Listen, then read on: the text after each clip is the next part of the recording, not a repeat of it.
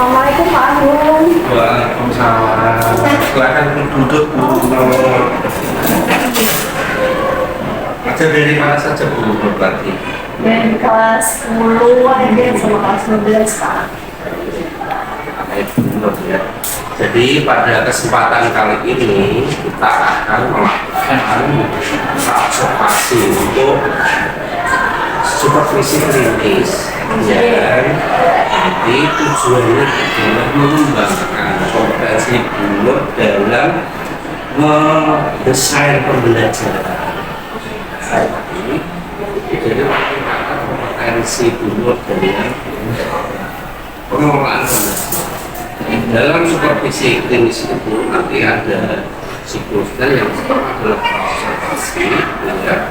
Yang kedua ya observasi, yang ketiga pasca observasi. Yang dilakukan sekarang ini kita melakukan observasi. Tujuannya adalah mengembangkan apa sih yang ingin Ibu perkembangkan untuk supervisi yang ada. Jadi terima kasih Pak untuk kesempatannya.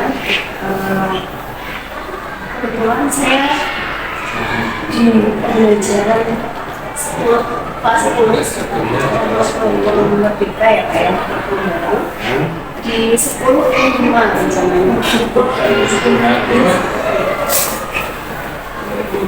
Kendala di 10 elemen itu Di 10 elemen itu untuk kendala namanya di peserta didik ya Pak. Kalau saya di peserta didik memang berbagai macam beragam. Kebetulan topik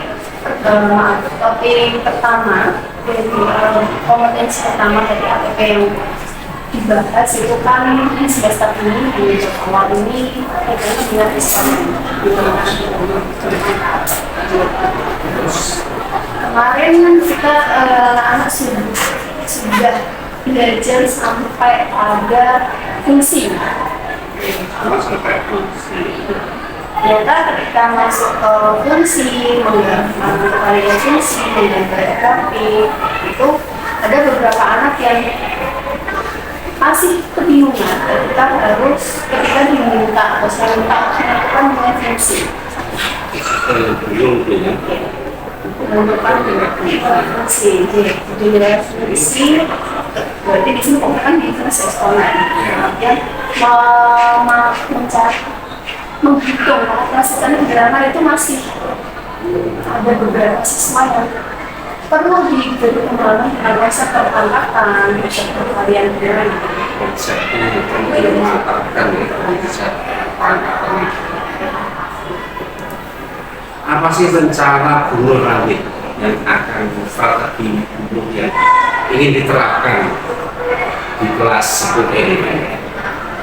Rencana saya mungkin kalau kemarin itu kalau hanya sekedar menghitung, mereka belum ada gambaran ya ini tuh seperti apa, jangan mengatakan jalan itu seperti apa. Ini rencananya saya besok mau membuat diskusi kelompok. Ada diskusi kelompok. Oke, selain itu belum apalagi ya di mungkin juga dari media nanti rencananya saya selain nanti ada media untuk tentunya dari sumber materi ya Pak, dari buku dan saya bisa tampilkan slide dan juga ada untuk LKPD-nya sendiri. Mungkin saya membuat LKPD-nya itu lebih memudahkan siswa untuk langkah-langkah dalam pengalaman sekolah. selain tadi sumber materi, dulu juga mau mempersiapkan slide ya, selain itu juga LKPD. Ada yang lain gitu kembangkan lagi selain ini. Mungkin dari isi komennya isi komennya saya memberikan mengaitkan dengan case atau kasus kehidupan sehari-hari di beberapa permasalahan dengan sehari yang nantinya berhubungan dengan ekspor kasus nyata gitu, masalah kontekstual. Masalah kontekstual. Baik, apa sih nanti tolak ukurnya keberhasilan yang Nur sebagai indikator nanti kegiatan pembelajaran kita ada perubahan peningkatan yang dialami anak-anak seperti apa? Kira-kira indikatornya.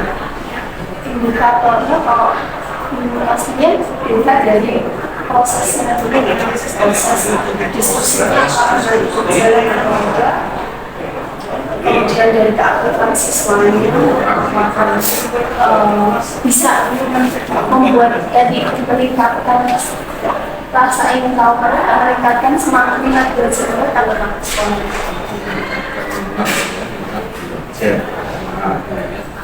Kira-kira kalau di prosentase betul berapa persen ini kan anak-anak di kelas K5 ini ada proses diskusinya yang dianggap tadi nanti berhasil itu kira-kira dari satu kelas itu berapa persentase atau kreativitasnya keaktifan siswa itu tadi yang ingin Nur capai? Ya harapan saya tentunya pengennya ya 100% ya Pak, tapi saya juga nggak berani sampai sejauh itu.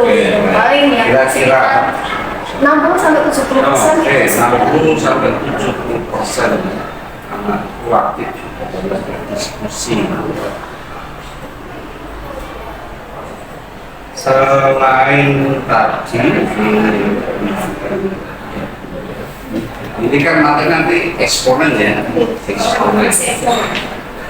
Ini tujuan pembelajarannya aja Pak.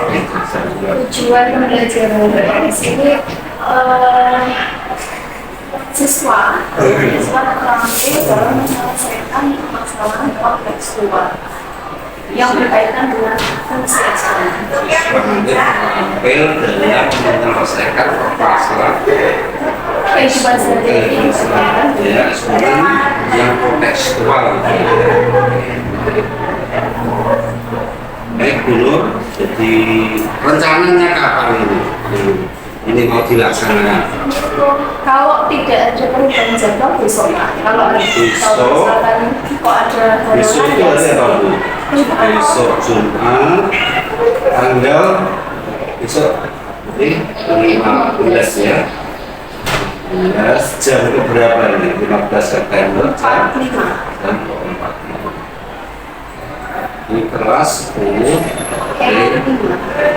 baik dulu, jadi sangat senang sekali melihat tadi rencana-rencana penuh yang akan diterapkan dalam pembelajaran di 10 K5 ya.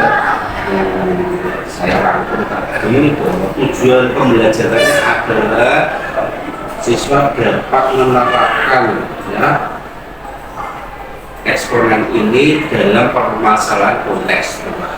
Yang kedua yaitu yang ingin melakukan itu nanti ada kegiatan pembelajaran ada diskusi kelompok ya dengan beragam sumber materi kalau belajar seperti itu, terus ada menyiapkan slide KPD ya, terus tadi membuat permasalahan yang nyata seperti artinya itu benar ya, rencananya seperti itu ya.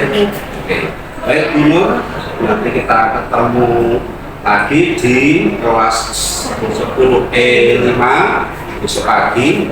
Jangan lupa dulu ya, nanti dipersiapkan ya instrumen-instrumennya ya, LKPD-nya dan slide-slide-nya sehingga nanti pembelajarannya berjalan naik ya. Ada yang ingin disampaikan lagi dulu sebelum ya dari cukup? Oke, baik, terima kasih, semoga besok diberikan kelancaran dan selamat siang. Terima kasih Pak.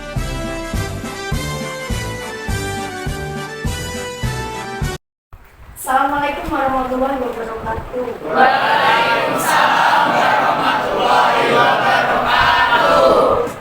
Selamat siang anak-anakku semua, kelas 10 5.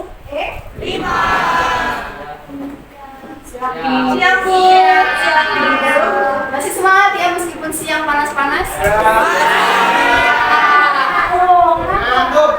Ngantuk. Apa? Capek. Kalau kamu ngantuk, kamu lapar, kamu capek, itu berarti kabarnya kamu tadi setengah hari ini sudah berusaha, sudah beraktivitas.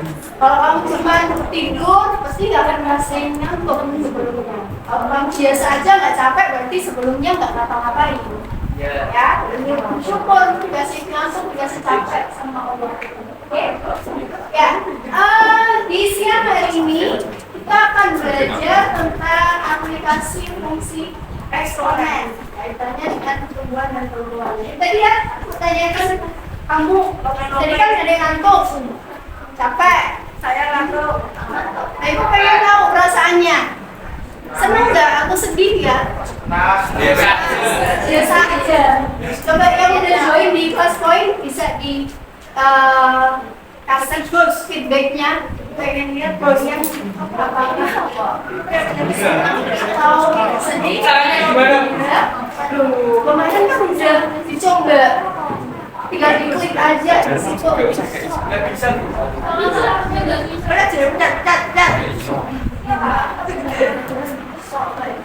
Apa ya? Kacau.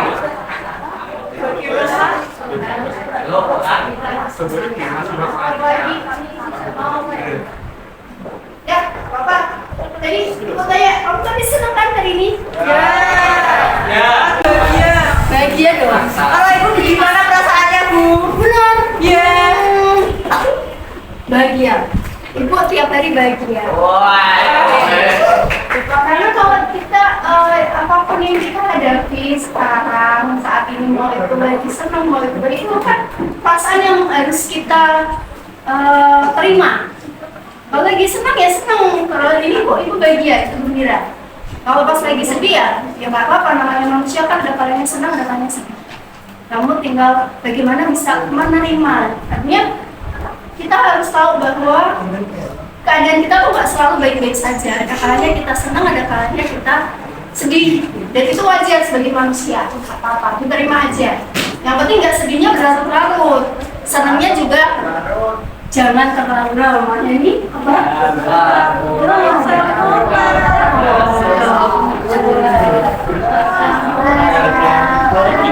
Ternyata banyak banget di sini ya. Bakatnya banyak sekali. Ini salah satunya. Sekaligus curcol ya berarti.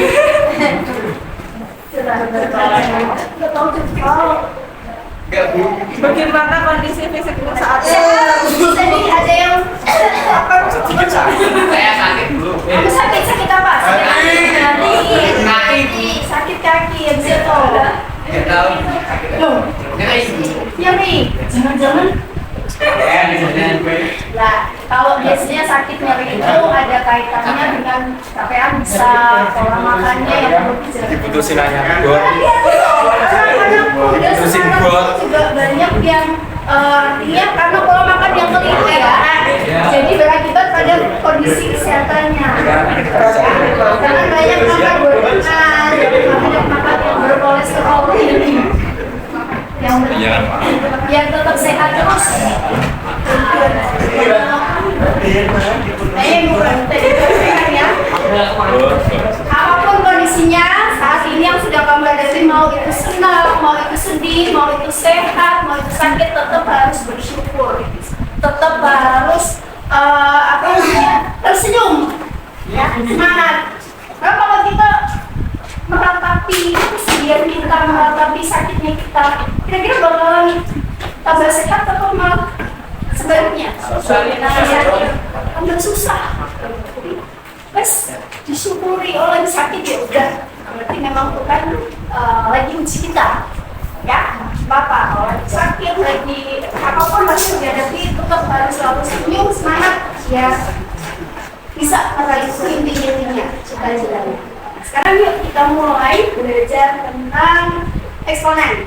Jadi kemarin kita udah sempat bahas terus ya tentang fungsi eksponen. Dan sekarang kita mau tahu bagaimana sih cara eksponen itu bisa kita pakai untuk menyelesaikan permasalahan dalam kehidupan sehari-hari kita, beserta hidup kita.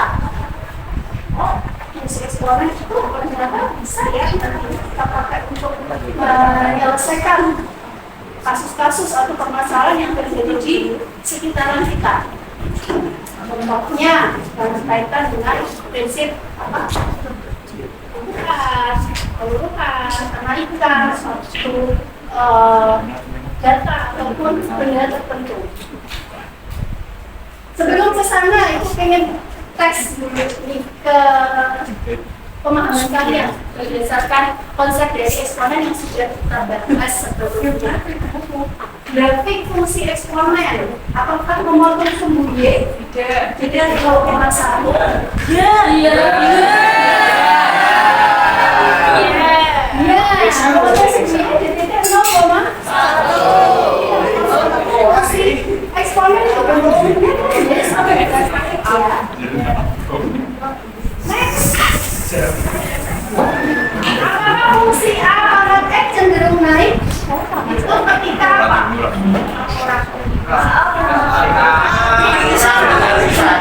A kurang dari 1 atau tidak? Ayo. A lebih dari 1. Iya, buku. Waduh. Tidak apa-apa. Jadi A itu kan basisnya ya. Jadi kita melihat grafik itu naik atau turun dari basis nilai basisnya. Basisnya itu kalau dari fungsi eksponen selalu lebih dari 0. Tetapi ada dua jenis. Ada yang naik, ada yang turun. Grafik fungsi eksponen memotong sumbu X di titik 1,0, benar nggak? Yang benar gimana? Tidak akan memotong sumbu X. Dia selalu berada di atas sumbu X. Kalau yang bentuk umumnya kata ya, kecuali kalau dia grafik fungsi apa namanya fungsi eksponennya selain bentuk dasarnya kata-kata. Dan yang terakhir grafik fungsi fx adalah pangkat X cenderung turun kalau tadi naik. Itu lagi dari 1 baru turun. Gimana? 1 sampai 1. A berada di antara 0 sampai 1. Jadi ada dua kan, lebih dari 1 atau yang berkisar antara 0 sampai 1. Itu yang menunjukkan nanti grafiknya itu akan naik atau turun. Sekarang juga perhatikan grafik yang naik atau turun? Naik. Namanya pertumbuhan berarti ada kenaikan ya. Jadi pertumbuhan naik ke puncak-puncak. Pertumbuhan eksponen merupakan kenaikan atau pertambahan nilai suatu besaran secara eksponensial dari waktu ke waktu. Kalau digambarkan grafiknya seperti di depan, grafik pertumbuhan eksponen. Sementara untuk yang peluruhan turun meluruh, dari kata meluruh ya, meluruh berarti berkurang. Ada yang nilainya itu berkurang, jadi terjadi penurunan atau penyusutan suatu besaran secara eksponen dari waktu ke waktu. Nah, dari pertumbuhan kalau kita ibu kasih ada pertumbuhan, ada peluruhan. Dalam suatu pertumbuhan, peluruhan itu terlihat nantinya pola atau rumus fungsinya yang nanti bisa kita susun, bisa kita bentuk, kemudian kita pakai untuk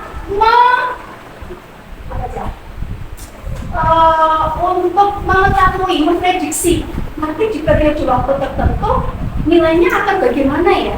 Kalau misalkan dia cenderung naik, di waktu tertentu kita bisa memprediksi, kita bisa nanti ini ketika dia terjadi kenaikan kan, dengan pola yang sama, maka kita bisa prediksi nih setelah berapa periode akan terjadi kenaikan berapa banyak atau besarannya itu nanti seberapa banyak bisa kita tentukan.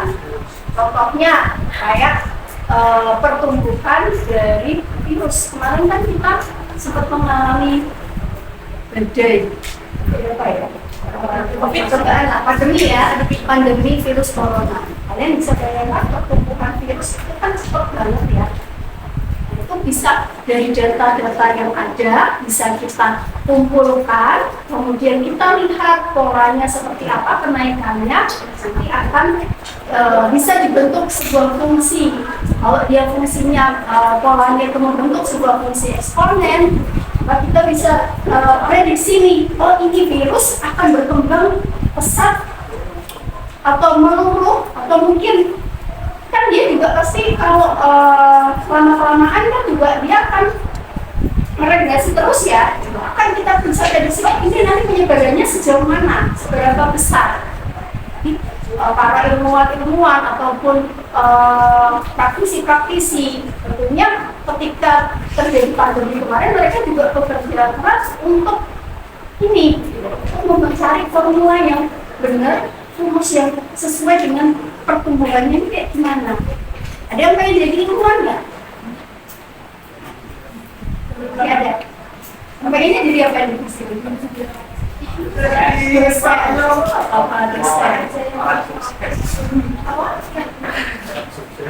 Orang sukses ya, pokoknya sukses mau jadi apapun yang sukses di dunia dan sukses di akhirat. Orang sukses itu tidak hanya dilihat dari materi, dari keberkahan hidupnya, bisa berkah di dunia dapat yang penting karakter kamu harus kuat, mental kamu harus kuat ya. Jadi kuncinya tuh di sana. Kesuksesan bisa kamu raih selama kamu punya karakter, kedisiplinan, integritas yang bagus. Dan satu yang penting lagi adalah bisa beradaptasi dengan lingkungan. Apapun kondisinya, apapun dimanapun kamu berada, kamu bisa membawa diri menjadi attitude yang bagus, pasti kamu akan jadi orang sukses. Ya, oke. Sekarang ibu mau kalian diskusi terkait dengan ini tadi pertumbuhan yang menurun. Silakan, nanti setiap kelompok akan dapat lembar kerja untuk diisi dan diselesaikan menurut permasalahan yang ada di lembar ini. Silakan.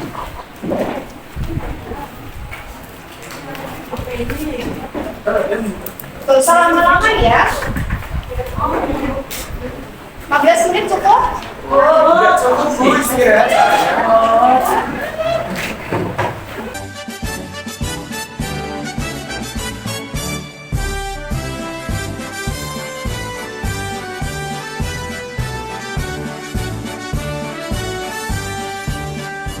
Bulatkan tekad, kuatkan hati, negeri ini memanggilmu kawan. Belajar bergerak berbagi untuk negeri, guru penggerak majukan pendidikan. Guru penggerak menghamba pada murid, kreatif rancang pembelajaran. Hargai potensi, tingkatkan prestasi, lahirkan profil pelajar Pancasila. Belajar, bergerak, berbagi untuk negeri kita. Ini aku akan klik spinnya untuk pilih kelompok mana yang presentasi ke depan.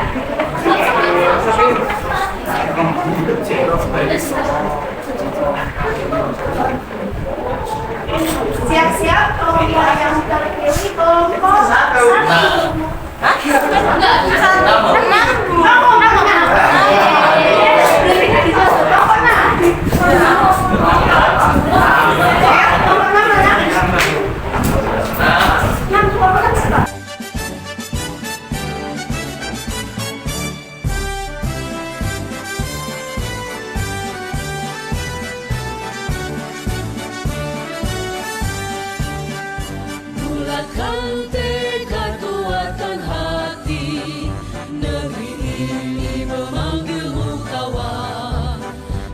belajar bergerak berbagi untuk negeri.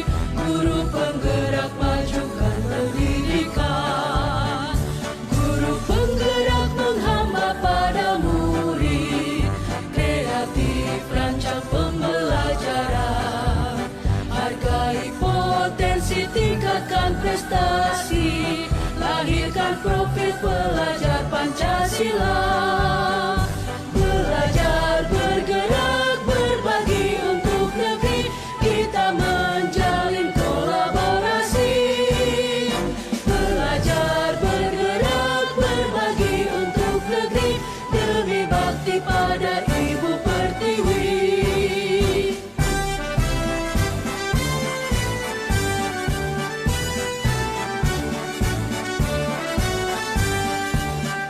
Bulatkan tekad, kuatkan hati. Negeri ini memanggilmu kawan. Belajar bergerak berbagi untuk negeri. Guru penggerak majukan pendidikan. Guru penggerak menghamba pada murid. Kreatif rancang pembelajaran. Hargai potensi, tingkatkan prestasi. Lahirkan profil pelajar Pancasila. Belajar bergerak berbagi untuk negeri. Kita menjalin kolaborasi. Belajar bergerak berbagi untuk negeri. Demi bakti pada Ibu Pertiwi. Belajar bergerak berbagi untuk negeri. Kita menjalin kolaborasi. Belajar bergerak berbagi.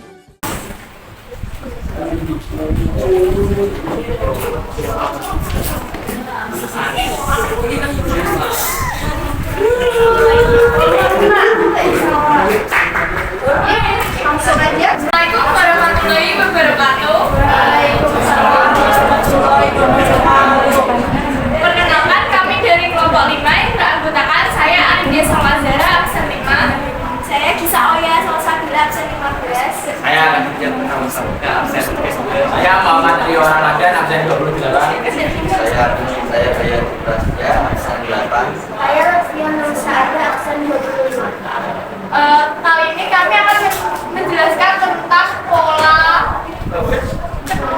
yang nomor 2 yang akan dijelaskan oleh Rio.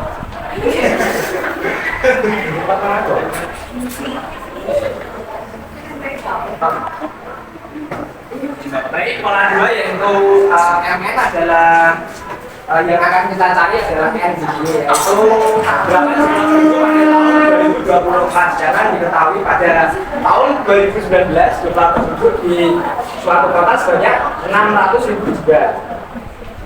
M0 di sini yaitu awal mula jumlah penduduk mula adalah 600.000 jiwa. Sedangkan 0,1 di sini adalah tingkat pertumbuhan atau P yaitu sebesar 10%, namun dapat ditulis yaitu menjadi 0,1.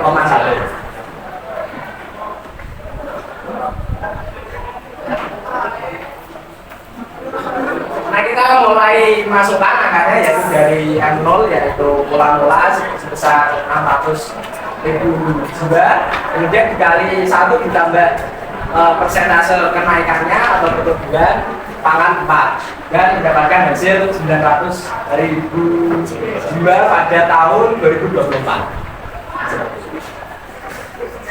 Oke, pemulai bagaimana? Sama. Alhamdulillah. Ya, termasuk salah satu kasus pertumbuhan penduduk ya anak-anak ya. Jadi penduduk itu kan secara umum dia selalu mengalami kenaikan ya. Nah dari permasalahan yang kedua ada kenaikannya berkaitan dengan jumlah penduduk di tahun sebelumnya. Jadi kalau dalam proses pertumbuhan penduduk itu biasanya ada tingkat pertumbuhannya. Jadi sedikit berbeda dengan kasus yang pertama tadi. Jadi berapa di situ? Kalau kamu ngikutin langkah-langkah di dalam LK-nya, itu kan bagaimana bisa mendapatkan MN MN sama dengan M0 kali 1 plus 0,1 pangkat N. Di situ dari setiap tahunnya kan dia selalu bertambah mengikuti tingkat persentase yang sudah ditetapkan tadi di awal kasusnya. Jadi ada pertumbuhannya 10% dari tahun sebelumnya. Untuk rumus fungsinya itu dari MN sama dengan M0 kali 1 plus tingkat pertumbuhannya secara umum dipangkatkan dengan N. N di sini berarti tahun keberapa? Ya? Yang lain dapat 900.000 juga? Tidak, berapa? 966.000. Kira-kira salahnya di mana? Dimakannya harusnya 5 bukan 4. Berarti harus hati-hati dalam penentuan nilai N. Kita lihat dulu startnya itu di tahun keberapa, ya kan? Mula-mula di tahun berapa, Nana? Mula-mula di tahun 2019. Ya, yang ditanya adalah 2024. Maka 1 tahun setelah 2019 itu 2020. Berarti tahun ke-1. 2021 tahun kedua, 2022 tahun ketiga, 2023 tahun keempat, 2025 tahun kelima, 2024 tahun ke-5. Jadi ya perlu dibenahi lagi untuk N-nya, nggak apa-apa. Kalau nggak karena bentuknya gampang nggak?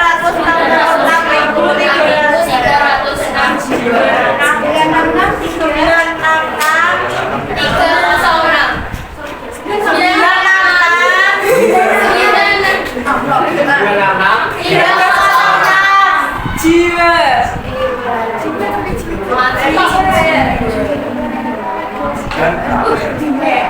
Ya, terima kasih untuk kelompok yang lain sudah mau mengingatkan. Ini tadi hati-hati dalam penentuan N-nya. Jadi kita tahu rumusnya, kalau kita kurang teliti juga akhirnya hasilnya keliru. Jadi belajar matematika tidak hanya belajar tahu rumusnya aja, tapi kamu juga harus memahami konteks masalahnya seperti apa. Ya? Ada lagi yang mau disampaikan? Sekian presentasi dari kelompok kami. Mohon maaf jika ada kesalahan. Wassalamualaikum warahmatullahi wabarakatuh.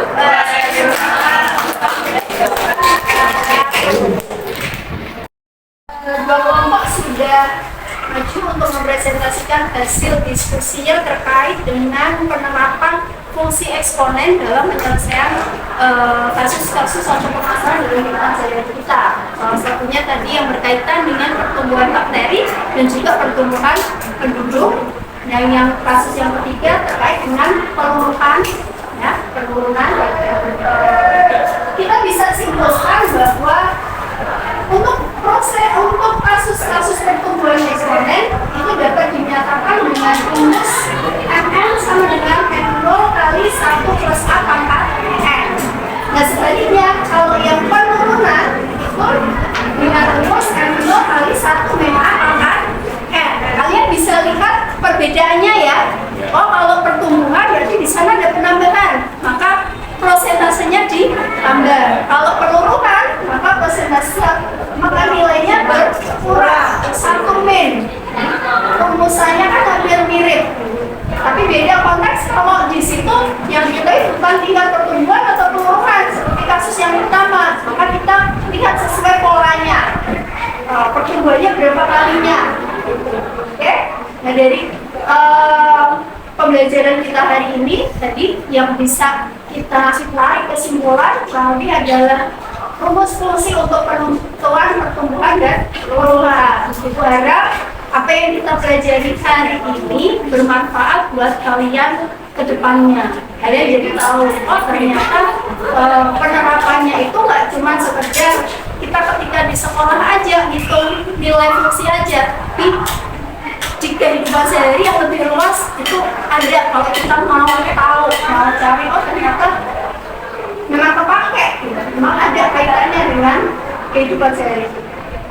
Itu Ibu harapkan kalian tetap semangat untuk belajar ke depannya untuk materi-materi yang lain. Meskipun tadi capek, ya, sakit hati, ada yang lebih sakit hati, semoga segera sembuh. Sampai ketemu di pertemuan berikutnya. Assalamualaikum warahmatullahi wabarakatuh.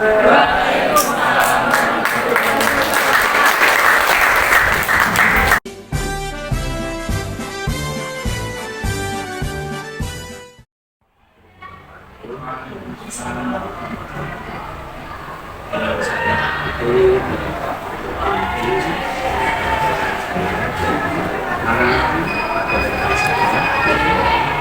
pada kesempatan kali ini yang akan mempraktekkan yaitu percakapan setelah pasca observasi kelas pada kali ini Bunut setelah kegiatan pembelajaran di kelas kemarin kita akan melakukan percakapan singkat.